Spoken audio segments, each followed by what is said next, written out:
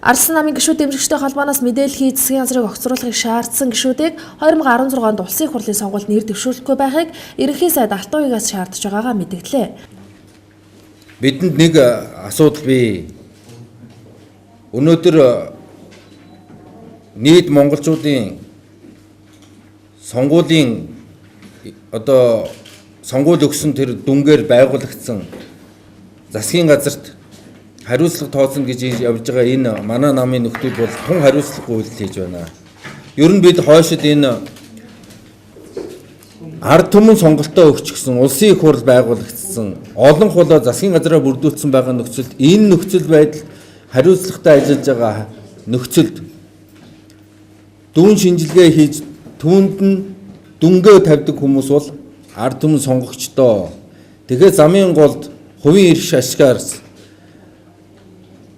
энэ засгийн үйл ажиллагааг шүүмжилж түүнийг бодиттой үнэлт төгөлт өгөхгүйгээр унгаах гэсэн санаархал бол байж болохгүй үйлдэлээ гэж ингэж үзэж байгаа.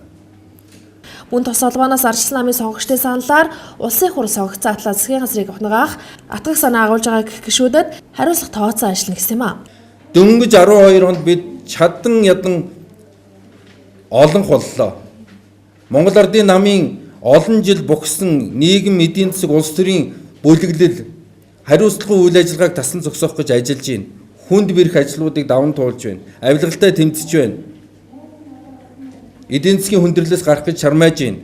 5 толгоогоо өрөнд бариад туучсан тэр өрийг барагдуулах гэж чармааж байна. Улс орны эдийн засаг ард түмний амьдрал амжиргааг дээшлүүлэхийн тулд чадхтайгаар ажиллаж байгаа. Энийг бол бэлгэний ажил. Хүн солисноор өнөөдөр өөрчлөгддөг алга ургуулгын адил бий болдог байсан бол хичнээн бид өөрчлөөд юмыг өөрчлөх болохоор байлаа. Тийм учраас бид бодиттойгоор юмд хандах ёстой.